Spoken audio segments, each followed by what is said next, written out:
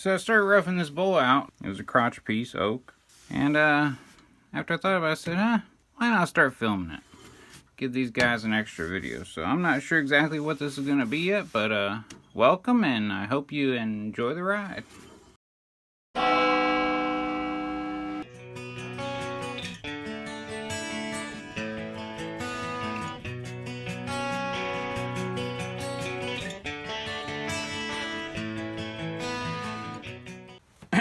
Alright, after all that, we have circled back around to what I originally was planning on doing with this bowl, was ebonizing it. My ebonizing solution has turned kind of red, which I really don't care about. Why aren't you absorbing into my brush? I assume this is red oak as well, which doesn't seem to ebonize quite as nicely as white oak, but again, we're just going to do it and see. Worst case scenario, I scrape it and take it off, right? Alright, we're going to let it sit there, soak in and dry. I don't know what it's going to do, because normally it would be black by now. So, alright, so after some thought, it's got to be the shellac. The shellac I put on there probably penetrated deep enough. Not a good enough reason to use the word penetrate. And, of course, it's going to repel anything from absorbing. So I actually had to wipe it down with a paper towel to get some of the excess off, which is abnormal. That being said, I absolutely love what we got going here. We have just a range of amber tones, some black deeper in the grain. It's perfect. I love it. I'm not going to mess with it anymore. Gonna let it dry a little bit longer, flip it around, and hollow this sucker.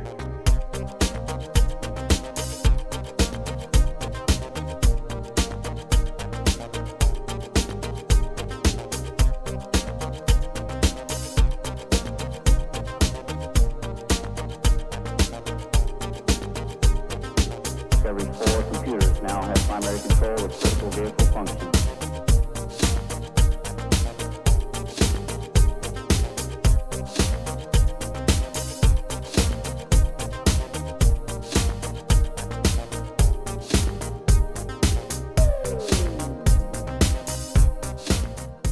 I just want to point out the steady rest here.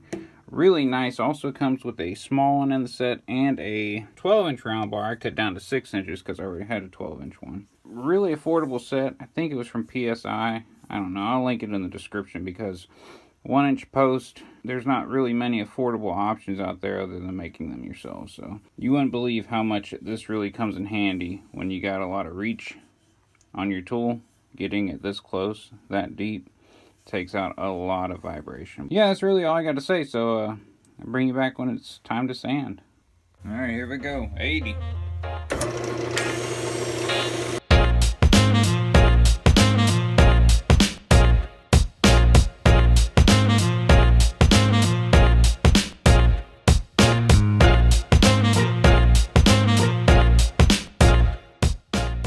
Alright, we're sanded to 240. Now I have a Tung oil and mineral spirit mixed. I diluted it with mineral spirits just to allow for better penetration. I want some good oil penetration to try to highlight. Got a little bit of flame right here from the crotch. Not much at all, but a little bit. So on the inside I'll get to see Tung oil, then shellac, then sanding paste. And on the outside I'll get to see shellac, Tung oil, then sanding paste. So yeah, a little experiment. I guess I get bored doing the same thing all the time. So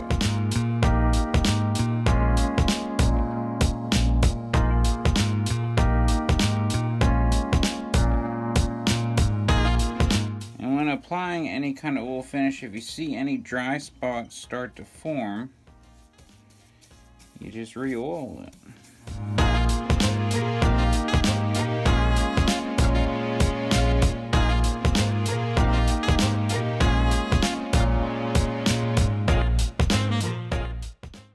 So this is what I'm seeing. Lots of different tones on the outside, which I really like. Lots of movement there. Got some of the flame happening here, right there.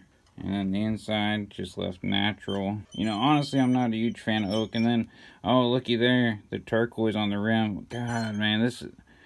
Woo-wee!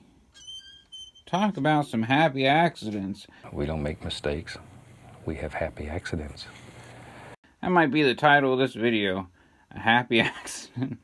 I have an old woodworking buddy I've learned a lot from that lives near me that told me something that stuck with me a long time ago. The finish is what can turn a $50 bowl into a $500 bowl. You can't rush it. You got to take your time and you got to do it right.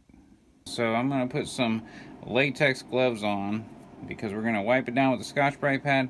Then sanding paste. And of course we're going to use nothing other than my homemade sanding paste. I've got a video about this and my tongue wax. I'll put a card up for it. I'll link it in the description, and I'll also link my Etsy store if you're interested in it. And then something new for you.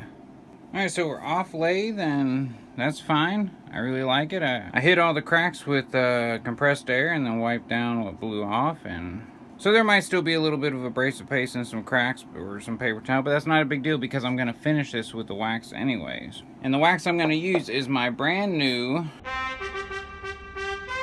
penetrating tongue wax. A lot more gooey than the typical tongue wax. And yes, I know it needs a new name. I don't think many people are going to want to buy something that has penetrating and tongue in the same sentence. So I just apply this with the paintbrush off lathe. I will let it sit and soak in, absorb, do its thing for probably 24 hours. I've left it longer, you know, just because I haven't been able to get back to projects, but it's an off lathe finish. I've got to get a baby rattle on this lathe and get it turned and sent out within a day or so. So I don't have time, and I really don't want to wait for tongue wax to get on there. And plus, with it being natural edge, it's hard to get a good heat built up on the rim. So sometimes you end up with a more glossy finish down here at the base and a little more matte finish here. This will give you a super matte finish, so it's definitely not going to be glossy, but I don't want glossy. This is a very unique piece. I think just a natural protective finish is going to look just fine. And so I'll bring you back when it's completely finished a few days after I remove the penetrating tongue wax, because I want to show you how well it keeps its color and the low luster sheen. And I'll also tell you about a few changes that have kind of occurred lately. Alright, well that was Brad from the past, and this is present day or future Brad, and I've got some bad news for you guys. That bowl that you saw me screwing up over and over again sold immediately. Like 3 days after I had finished, I went to a craft show, had it up there, and it sold fast. I mean, it was a pretty cool bowl. It had a lot of cool features within it, but I don't actually have it to show you anymore. I do have some pictures I'm going to pop up, but really the final product of that bowl wasn't the point of me putting out this video, because a lot of turners can make that exact bowl. It was more about trying new things, showing you techniques, and not giving up, because I screwed that bowl up I don't know how many times. You just start over and you try something new. You try something new till you find something that works. I would love to see some people experiment with adding some color to shellac. You could even add it to lacquer. I really think there's something there. I just don't have the time to dedicate to nailing it just yet. But just keep it in the back of your old brain stem there. If you have a piece of wood come up your turning where that might be an option to try. But really, I hope you at least enjoyed the journey to this video. I appreciate y'all sticking around to the end. Please feel free to hit the So please hit that like button, hit that subscribe button, and we'll holler at you next time. I gotta come up with a new wood turning outro. How about just later?